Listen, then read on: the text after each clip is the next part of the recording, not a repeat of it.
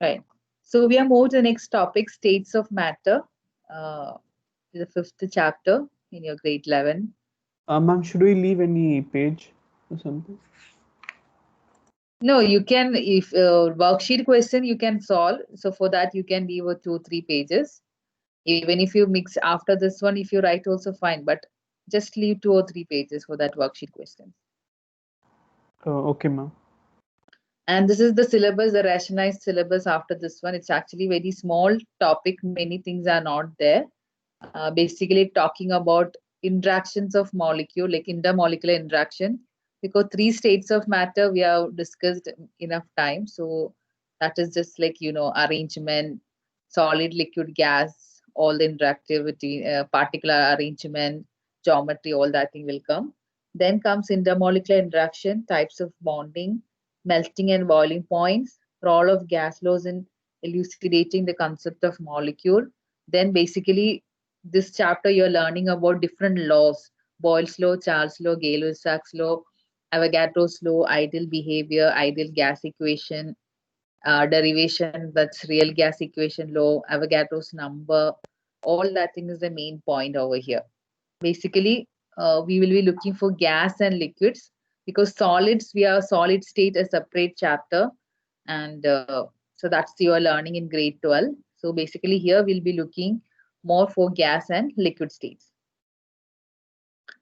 Okay, so let us start with the intermolecular forces. This topic is very easy, you can easily understand. It's not like bonding or molecular structure, that kind of chapter. It's very easy and understandable. Intermolecular forces, these are the forces of attraction and repulsion between the interactive particles.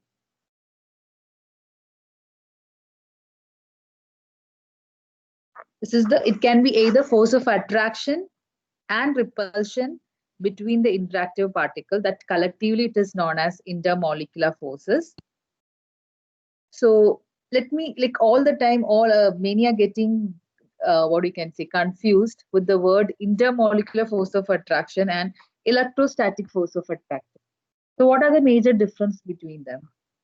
Intermolecular forces and electrostatic force of attraction. Ma'am, electrostatic force of attraction is has less of an attractive force than intermolecular force attraction does. Okay, Steve, like, anybody else want to comment on this?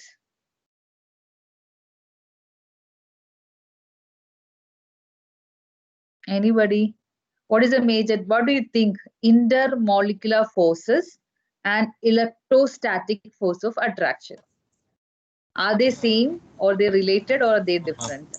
Intermolecular forces is the force between two molecules, Hmm? while electrostatic force is the force between like charges of particles. Yeah. Or you can say intermolecular force of attraction is basically between two neutral charges. You can say example, atoms which are neutral, or molecules, when if it's they are not neutral, if they got a polarity also, it's like a very stable particle, not with the charge. So when you don't have a charge, that net charge is not there. For an atom, the even though it contains charged particle, the overall charge is not there.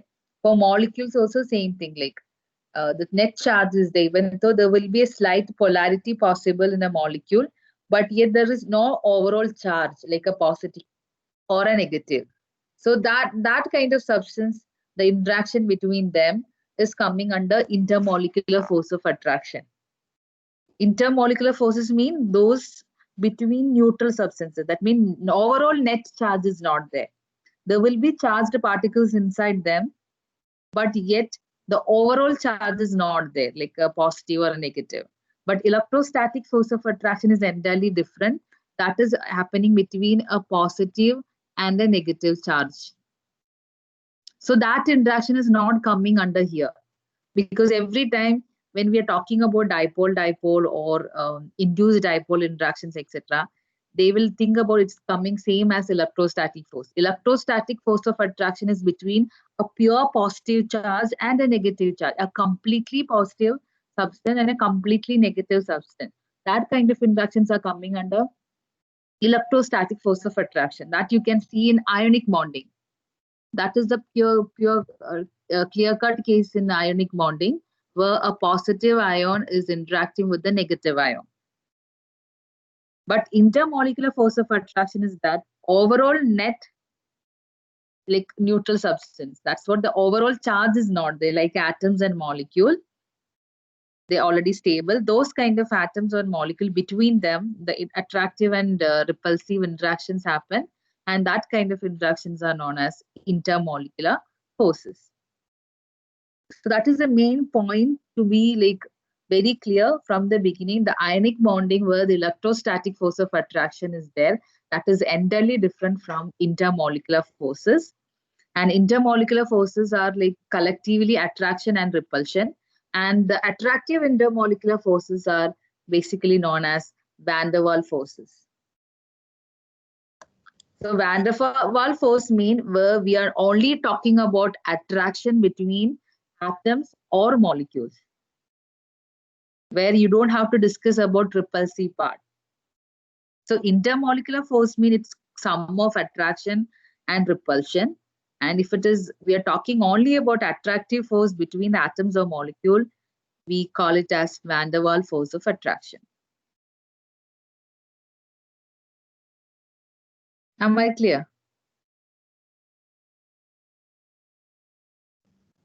Ma'am. Yeah, yes.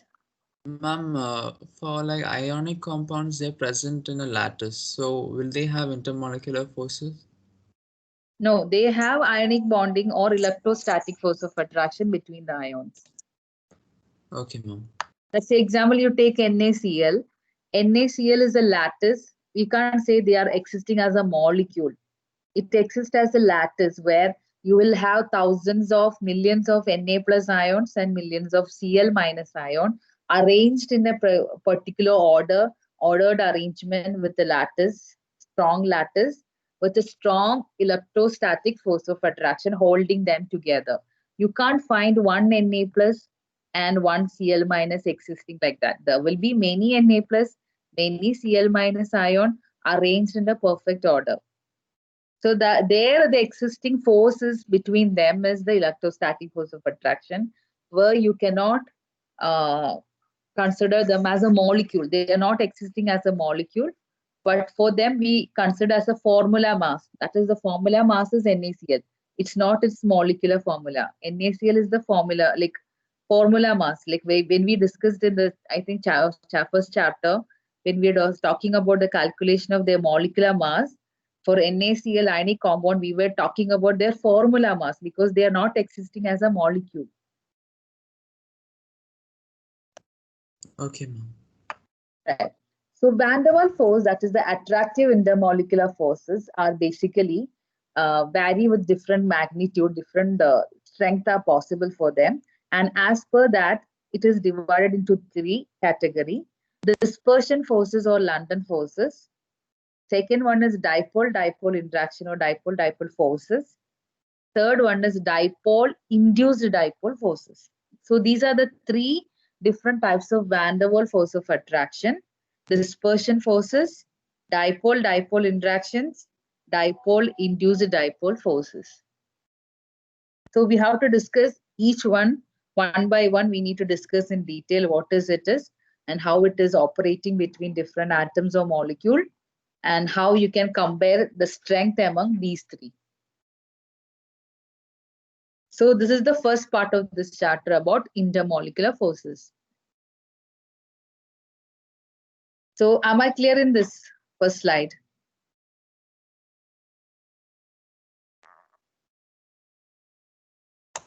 Yes, ma'am. Yes, ma'am. Yeah. Yeah, so we'll discuss each one of these van der Waals forces. So you may be thinking about hydrogen bonding, because hydrogen bonding also coming under dipole-dipole interaction. But the problem of hydrogen bonding is that there are certain set of criteria then only it will be satisfying, like we can form hydrogen bonding. That means every molecule or every atom cannot show hydrogen bonding, even though it is coming under dipole. So that is the reason why hydrogen bondings are not included in the these kind of interactions. So that will be dealing separately only. So hydrogen bondings are also, it's between the atoms or between the molecule. Hydrogen bondings are also interatomic, like intermolecular forces, only hydrogen bonding. But compared to other three, like van der Waals force of attraction, hydrogen bondings are restricted. Hydrogen bondings are restricted to certain atoms. So that is the reason why it is not a generalized kind of bonding. So it will be dealing separately. Other than that, these three things which we have pointed out are, like you can see in most of the molecule, depends on its nature. Its strength may vary, its magnitude may vary. So what are the factors? All that thing is what we're gonna discuss in the next slide.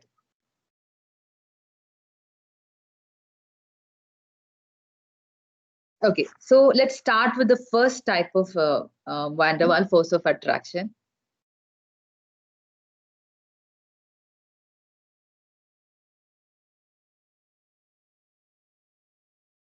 Ma'am, could you go on the last slide again? Last slide?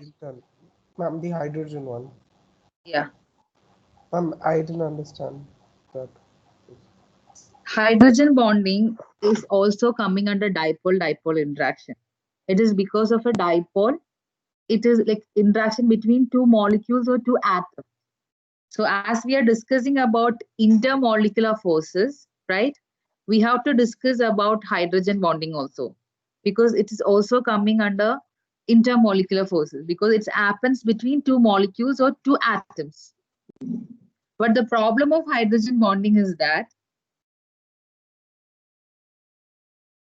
it is operating only between certain elements. There are certain criteria for hydrogen bonding which cannot.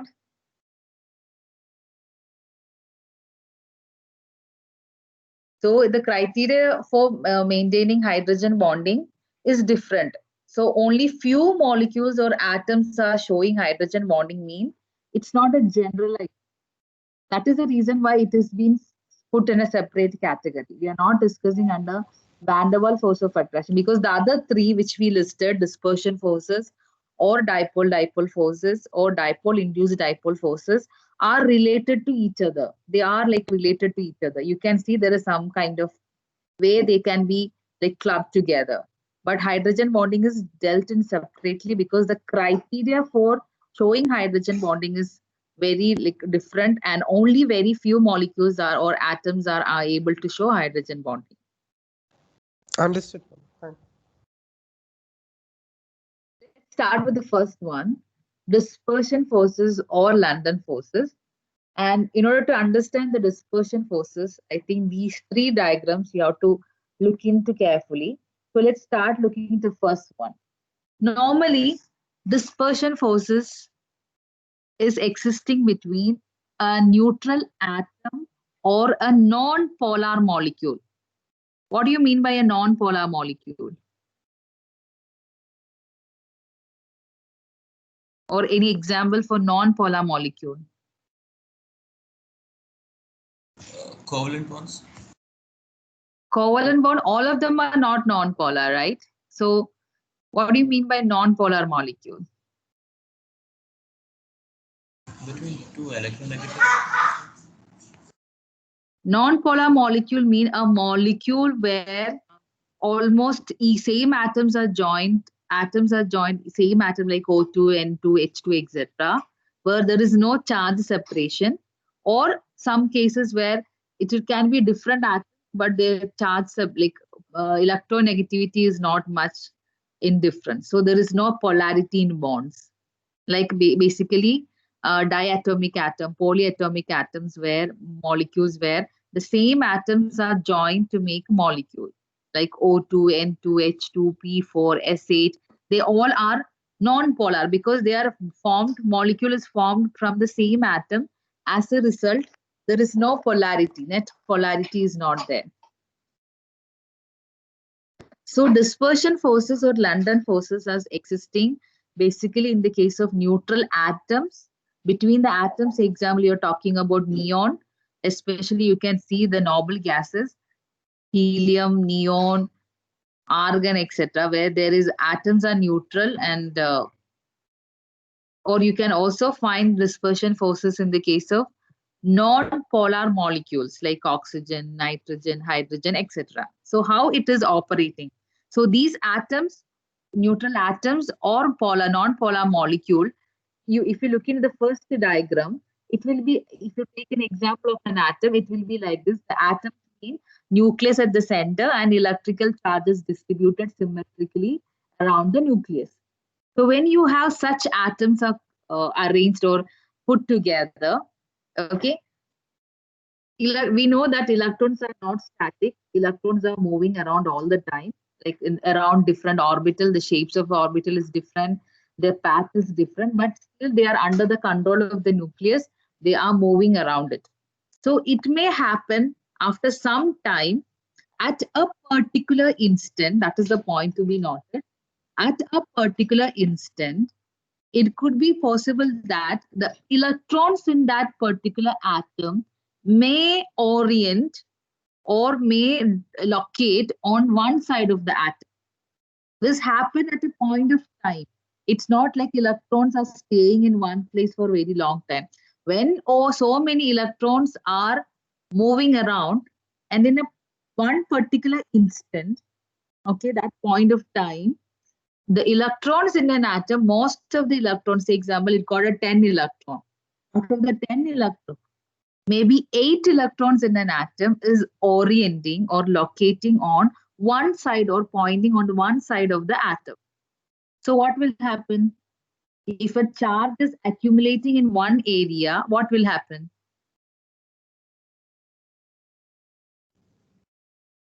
Will like become have some dipole. Yeah, that means it is getting a kind of charge separation, because if electrons are accumulated in one area, that area will become negative in charge. Okay, as you can see, if electron is in the right hand side of the molecule A, atom A, so this side it will be negative, so that automatically the other side will become positive. It's not by its nature. It's just like in the point of time, in that particular instant, the electrons in an atoms are locating or pointing in one area. As a result, a slight charge separation is forming inside the atom. Next moment, immediately the next moment when electrons are moving, this will disappear. It is not a very permanent force. It's not a permanent charge separation. In one point of time, in that particular moment, the electrons in an atom may have located in one area, because of which a kind of what you can say, charge separation or instant dipole. That's what you can say. Instant dipole is created at that moment. Next moment, that dipole will disappear because electrons are not locating in one area. They are moving in their own path, that they can have a particular wave nature. So that instantaneous dipole is created. And when that dipole is created in atom A, this is the atom A, the next atom B, the atom A will induce atom B to do the charge separation. So what happened here also, you will find a positive and negative charge. So you can see negative charge and positive charge, the arrow, if you see, the negative charge is towards right and the positive charge is on the left side. And this happened in point of time, like in that particular instant only this happened. The next moment this disappears. After some time, the same thing can happen in the opposite direction. Electrons are on the left side and the positive charge is on the right side. So this keep on happening between atoms. It's not a permanent dipole. The charge is not there permanently on an atom, but when atoms which have got electrons and electrons are moving around the atom and the total atom is neutral in charge, yet there are a kind of a formation or instant dipole in an atom due to the movement of electron, and they are locating on one side of the atom. So it creates an instant dipole in an atom. that instant dipole created in an atom will force the next atom also to do the same. Because if a negative charge is coming over here, if a negative charge is coming, it will induce the next atom because negative charge can attract positive. So automatically in atom B, the electron will be pushed towards the other side because of the negative charge of atom A. In atom B, there will be an effect. So it is actually inducing a next atom or neighboring atom to produce a dipole or to act as a dipole. And this everything happens in that one particular moment. And in the next moment, everything disappears. And it can happen in the opposite direction after some time. Like that, it will be keep on creating and inducing creating a dipole, and in that dipole created will be inducing the neighboring atom to do the same. Like that, it will be on and off kind of interaction between the atoms.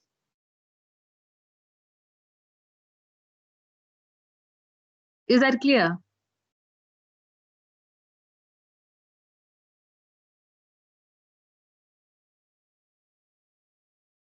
Or should I repeat? No, I'm clear, ma'am. Ma'am, so basically the diagram B and diagram C are basically the same, but in different different seconds, like. Yeah, different. That means there is no. You cannot say that it is always in this direction. Dispersion forces. It's not say you can say it's always from left to right or right to left. It can happen in any direction because this is not a permanent charge of an atom. It happens at instant. That is why the charge, the direction from negative to positive or positive to negative always changes. And you can just imagine these are the weakest kind of force of attraction where you have atoms, say example neon. Basically, you will find dispersion forces in basically like in noble gases and non-polar molecules like hydrogen, oxygen, nitrogen, etc., where there is no charge separation. The molecule or the atom where it is neutral and there is no charge separation, nothing is there. But yet in such cases, a induced dipole or instantaneous dipole is created in an atom. And that instantaneous dipole will be inducing the neighboring molecule or atom to act as a dipole. So it will be like kind of an induced dipole-dipole interaction. And it happens in a matter of like that particular instant. Next moment it will disappear and it may happen in opposite direction as well. So these kind of weak interactive forces or van der Waals force of attraction is known as dispersion forces or London forces. Why is this called London forces? It's actually named after the scientist.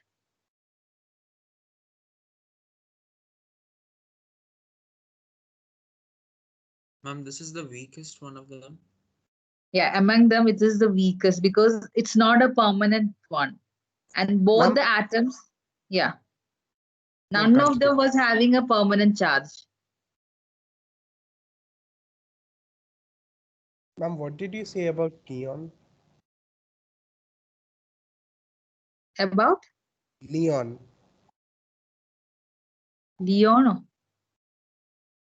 Did I say something the like noble that? gas, neon. Neon, No, neon. Yeah, okay. Neon, sorry. Neon, yeah, okay. Halogen. Neon is, yeah, or in all the noble gases, you will find these kind of dispersion forces between them. Say, example, you got a gas cylinder which contains neon or argon or helium, whatever it is. So which kind of forces existing between them? Because they don't have a permanent charge. They don't have any kind of separation in the polarity. Nothing is there. They are just simply existing as atom. They are not even making molecule. So in such cases where there is no point of creating any charge inside them, still there is an attractive force between a neon atom and another neon atom. And these kind of interaction is because of dispersion forces, because in that particular atom, in a point of time, due to the movement of electrons, and these electrons are locating on one part of an atom, an instantaneous dipole is created. That instantaneous dipole will be inducing the neighboring atom to separate the charge. And that happens in 1 second, like not even 1 second. You can't even say it's 1 second. It's less than that. In that one moment, I don't know, like it will be very less. It's a fraction of second, I say. In that fraction of second, this interaction happens and it disappears. In the next moment, again, it can happen in opposite direction. So these on and off kind of interaction that happens between a neutral atom or a non-polar molecule is known as dispersion forces. So van der Waals forces are weak in general, right? And this is the weakest of the van der Waals Yeah. forces. Yeah. Van der Waals forces are considered to be weak. See, compared to ionic bonding, see what is the reason is that in ionic interaction, there are a particular permanent positive and negative charge. So those kind of electrostatic force of attractions are very strong. That is why in ionic bonding, you will say they are got high melting and boiling point. All the ionic salts, NaCl or KCl, if you take all the ionic compound, they are in solid state. They have got a very high melting and boiling point because of the strong interactive force. And that kind of, this is all of them are, all the noble gases mean all of them are gases. They are weak. This force is not enough to hold them together because it happened only in fraction of second. And next moment it disappears and it's not a permanent. It keep on and off. Like it's, you cannot say this moment force is there. It's like it is there and it's not there. Same moment. You can't show, okay, this is the point time where it is showing attraction. It's not like that. It's like a very weak. It happens and it disappears also at the same time. Okay, ma'am. That's what you can say. Atoms and non-polar molecules are electrically symmetrical and they don't have a net dipole moment. And because its electrical charge is symmetrically distributed. In such cases, a dipole may be developed momentarily even in such atoms and molecules. So it happens in a moment or at instant. That force of attraction between two temporary dipole is known as London force or dispersion. That means its dipole is not a reality. It's not a permanent dipole. A two temporary dipole mean a dipole is created instantly and that dipole is inducing the neighboring atom to do the same. So these two temporary dipoles, interaction between them is known as London forces or dispersion forces. But they are attractive. They all the time they are attractive force. You can say London forces or dispersion forces are attractive forces. And their interaction energy is inversely proportional to sixth power of the distance between the two interactive particles. That means energy is inversely proportional to 1 by r raised to 6, where r is the distance between the two particles. So if you have particle A and B, and if you're measuring its distance as r, right? If the interaction will be very less if the distance between them is increases. That is why inversely proportional. Distance and the interaction energy is inversely proportional. More the distance between the particle, the interaction energy also will be decreasing. It is inverse relation between them. And that relation is almost equal to like 1 by 6th power of radius, like distance between the atom.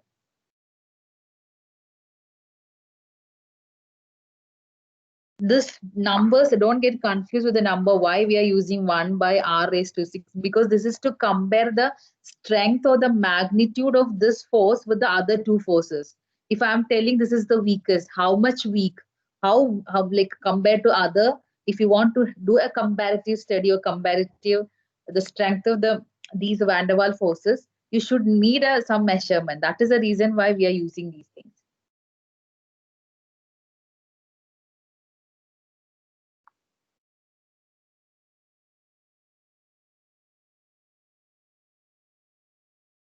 And as we already discussed, it's very important that it operates only in a very short distance of 500 picometer. If that much, like what you can say, more than that, if this kind of interaction won't operate, because it's a very weak, a temporarily momentary interaction creating a dipole. If the particles are away from more than 500 picometer, then these kind of interaction won't be effective.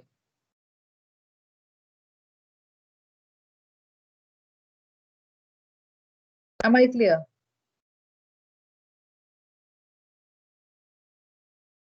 Yes, ma'am. And the last point, and that is the last characteristics of dispersion force, is that the magnitude depends on the polarizability of the particle. Can somebody relate the word polarizability? We have discussed it. Polarizability. Where we have discussed about polarizability? Anyone? Fajan's rule. Yeah, very good. Fajan's rule, polarizability. That means if you have a dipole, if you look into the structure of inducing the dipole, the instantaneous dipole, okay, instantaneous dipole is inducing polarity to the next one, right? So if the atom B and A, if that atom does not have the ability to polarize, so if the polarizability is an important factor, that means basically for the larger size, if the size of the atom increases, it's very easy to polarize it, right? We discussed the polarizability, polarizing power and polarizability.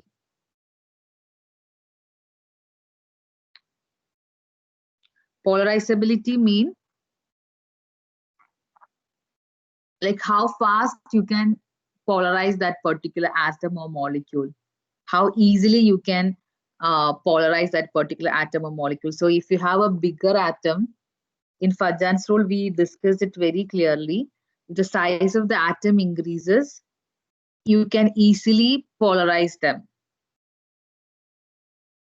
because it's away from the nucleus. So electrons are like not under the strong interaction with the nucleus, so it can be easily polarized. But if you have a very small atom, the size of atom is very small, to polarize such smaller atom, it will be very difficult. There are different factors, are the charge on the anion, cation, all that thing we discussed in Fajan's rule. But basically one point is there, if you want to induce a dipole on an atom or a molecule, that molecule or an atom, if it is very big in size, so that they can be easily polarized. If an atom is very small, then the ability, like how, like you, the extent to which you can do the polarizability will be very less. The nuclear charge is another factor. Strong nuclear charge means you cannot polarize that molecule because nucleus will be holding the electron very close towards it, close towards the nucleus. So basically one point you can say as a summary, the magnitude of this London or dispersive forces is due to its ability to like undergo polarization, polarizability. The ability to undergo polarization. Polarization means creating the charge. Polarity, creating a polarity.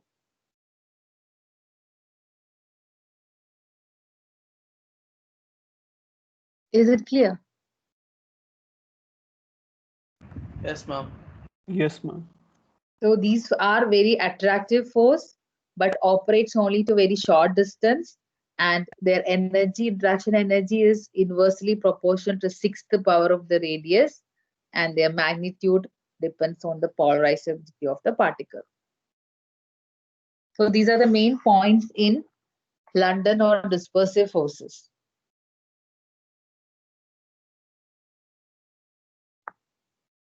Next kind of interaction is dipole-dipole interaction, but I'll discuss it on Sunday. I know it's your break time. So during the weekend time, like Please go through the states, solid states, not solid state, chemical bonding topic, notes, worksheet. Please try to solve the worksheet question.